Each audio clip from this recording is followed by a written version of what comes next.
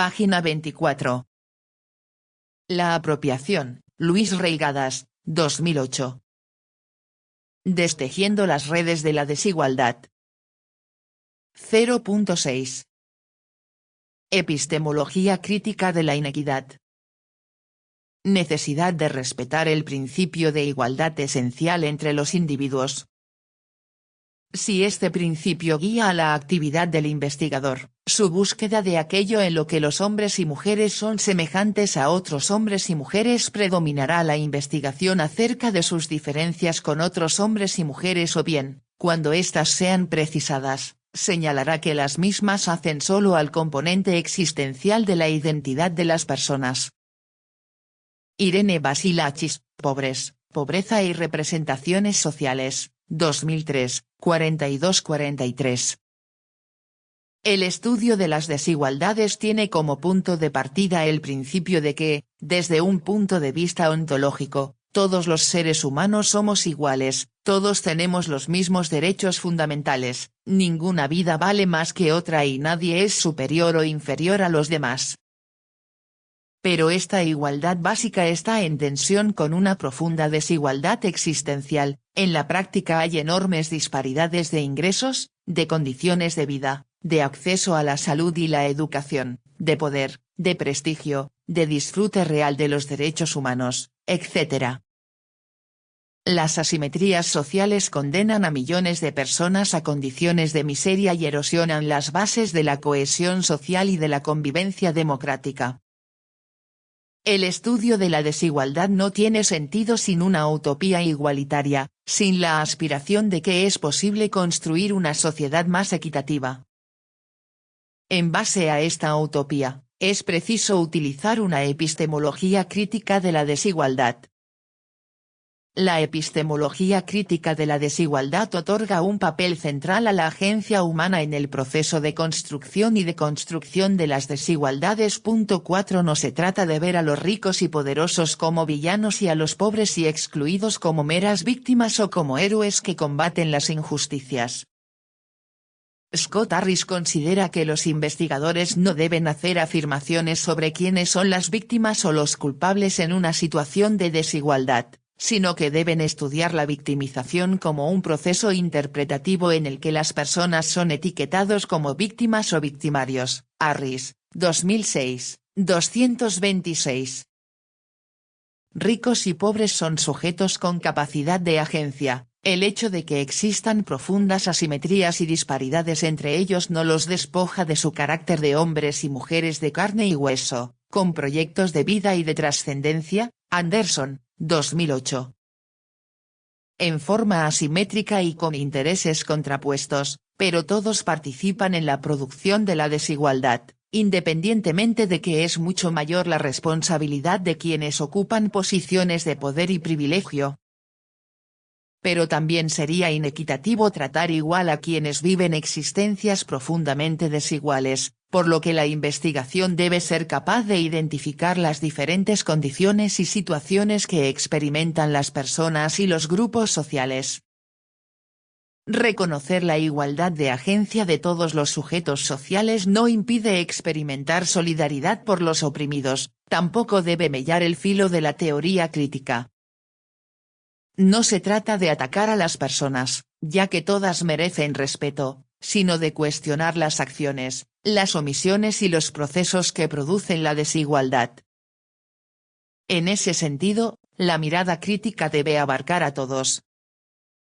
Discrepo de quienes responsabilizan a los pobres de su marginación y exculpan a los poderosos, pero tampoco coincido con quienes dirigen todo su arsenal crítico a los empresarios y a los gobernantes, victimizando e idealizando a los excluidos y a sus organizaciones y movimientos sociales. ¿Cómo contribuir a la igualdad si los sujetos sociales no son mirados como esencialmente iguales? Es fundamental afirmar la igualdad ontológica entre el investigador y los sujetos investigados.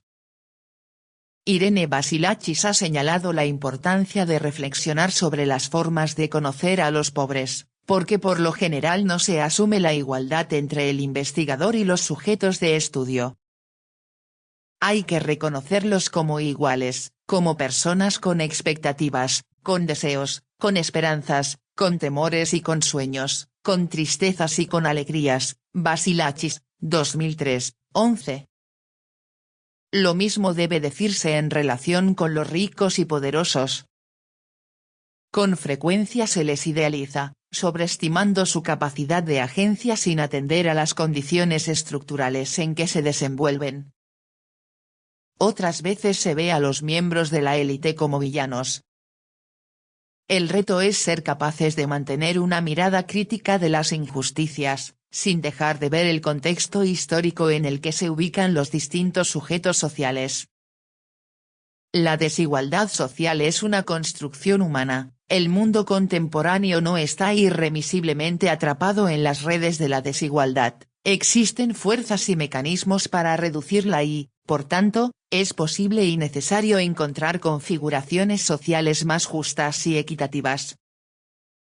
Este libro es un ensayo analítico sobre las nuevas rutas de la igualdad y la desigualdad en la época de la globalización y en América Latina. No pretende ser una recopilación de estadísticas ni un estudio de caso, sino el desarrollo de una perspectiva multidimensional apoyada en la revisión de investigaciones sobre los temas abordados. En primer lugar, este texto enfrenta un reto de naturaleza teórica, precisar cuáles son los principales procesos sociales que generan las desigualdades, con el fin de no hacer una mera descripción de las situaciones de desigualdad, sino de entender los mecanismos que las producen y, también, los que pueden reducirlas o revertirlas. Sabemos que vivimos en un mundo desigual, pero no tenemos tan claro por qué es así. Hay cientos de artículos y libros llenos de estadísticas que ilustran la magnitud de las desigualdades sociales, pero son muy pocos los que explican sus causas. Ese será el objetivo del capítulo 1, en el que propondré un enfoque multidimensional para explicar la dialéctica de la igualdad y la desigualdad. Es una expresión de las relaciones de poder en distintos planos, en el nivel individual, en tanto diferencias en las capacidades y las dotaciones de recursos entre los diferentes sujetos en el nivel institucional, en el que las relaciones sociales están marcadas por pautas asimétricas de interacción entre los géneros, las etnias, las culturas y las clases sociales en el nivel estructural, que organiza distribuciones asimétricas de las ventajas y desventajas entre unidades económicas, grupos sociales y regiones dentro de un país y, por último, en el nivel global, que configura intercambios desiguales entre los países y las regiones del planeta. Ese capítulo también analiza los procesos de legitimación de las desigualdades, algunas aparecen como fruto de una apropiación legítima, del mérito y del esfuerzo, mientras que otras son consideradas expropiaciones ilegítimas, que tienen su origen en el abuso o el atropello de los derechos de otros. La complicación estriba en que lo que unos consideran legítimo es un abuso a los ojos de otros. Muchas apropiaciones son a la vez expropiaciones y no existen criterios universales para distinguir unas de otras. El mejor laboratorio para poner a prueba una teoría de la desigualdad es América Latina, ya que en términos de disparidad de ingresos es la región más inequitativa del planeta. No es el área más pobre del mundo, ya que hay zonas de África o Asia con mayor pobreza o marginación, pero sí la más desigual, en donde son más marcados los contrastes entre la élite que ha disfrutado de las ventajas de la modernización y la mayoría de la población que ha vivido en condiciones precarias. Se trata de una desigualdad duradera, no de un fenómeno coyuntural. Gothenburg, 2008. El segundo reto de este libro es contestar una pregunta de tipo histórico: ¿por qué América Latina es y ha sido la región más desigual del planeta? El capítulo 2 analiza la persistencia de las desigualdades latinoamericanas, pero destaca asimismo sus transformaciones, las resistencias frente a ellas y los esfuerzos que tratan de mitigar y acotar esas inequidades. Es la dialéctica entre igualdad y desigualdad, así como las relaciones de poder que entraña, la que explica esta característica latinoamericana. no solo se debe a la fortaleza de los factores generadores de desigualdad, entre ellos, inserción temprana pero en condiciones desfavorables en el mercado mundial, secular concentración de la tierra, distancia entre las élites y el resto de la población, yuxtaposición entre distinciones étnicas y diferencias de clase, segmentación social y reproducción de dinámicas culturales excluyentes, sino también aquellos procesos que pueden atenuar la desigualdad, por ejemplo, mecanismos de compensación, redes de solidaridad, culturas igualitarias, movimientos sociales por la equidad, infraestructura social, educación universal, democracia política, sistema fiscal redistributivo, han sido particularmente débiles, ya sea porque han quedado constreñidos a escalas locales, porque no han alcanzado suficiente consolidación institucional o porque se han visto deteriorados o distorsionados por el clientelismo y la corrupción.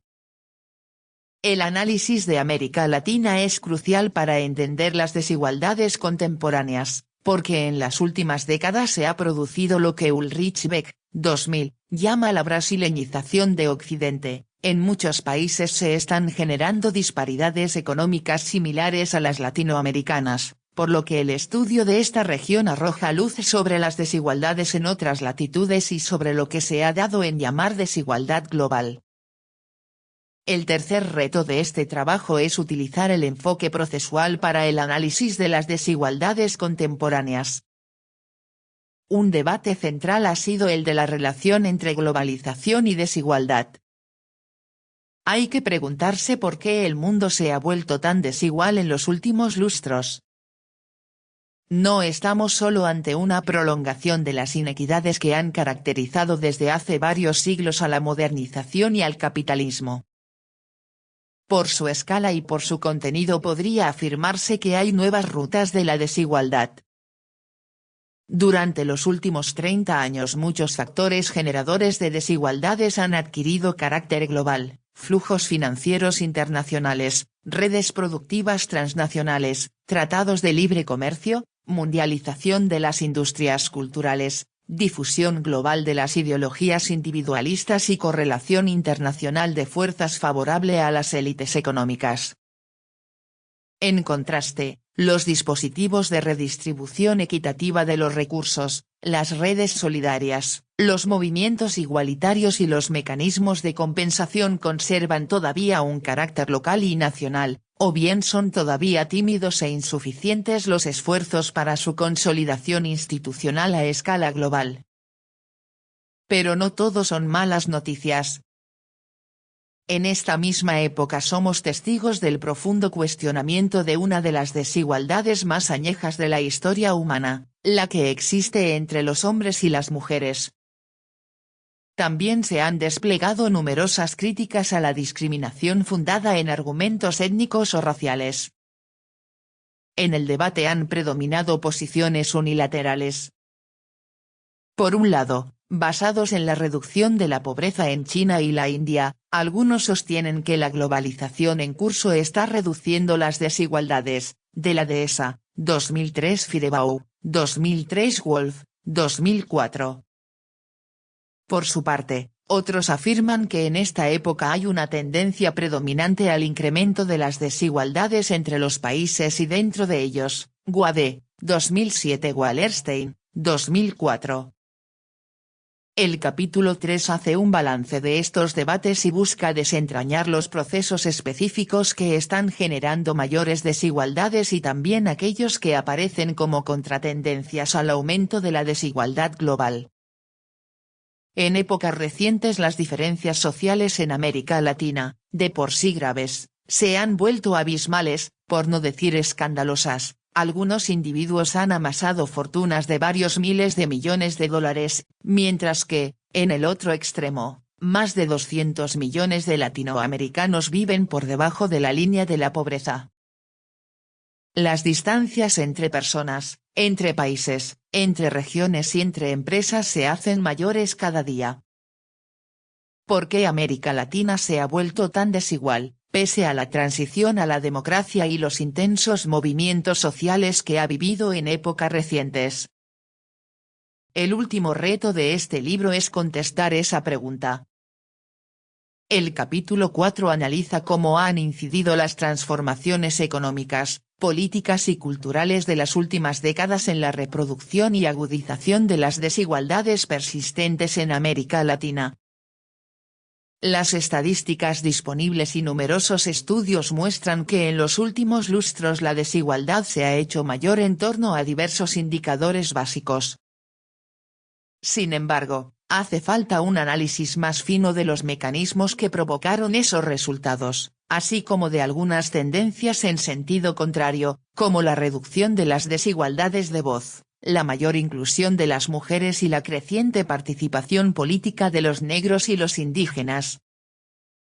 También se requiere una exploración más detallada de las nuevas formas de desigualdad, como las que emergen con la brecha digital, la revolución tecnológica, la flexibilización del empleo, la inserción de América Latina en las nuevas cadenas productivas internacionales, la instrumentación de programas de ajuste estructural y la privatización y deterioro de los sistemas de seguridad social. Por último, hace falta una evaluación de los alcances y las limitaciones de las nuevas formas de resistencia a la inequidad que se han presentado en América Latina en el contexto de la globalización. El capítulo 4 discute estas problemáticas, haciendo énfasis en las perspectivas de los actores, en las relaciones de poder y en las desigualdades imaginadas, es decir, las representaciones sociales que se enfrentan en la legitimación y deslegitimación de las desigualdades. Al final del capítulo se evalúan tres distintas estrategias que predominan actualmente para combatir la desigualdad. En la región, la liberal, la redistributiva y la solidaria, y se propone lo que llamo la cuarta vía en el combate a la desigualdad, que recupera una perspectiva multidimensional para afrontarla. Página 29.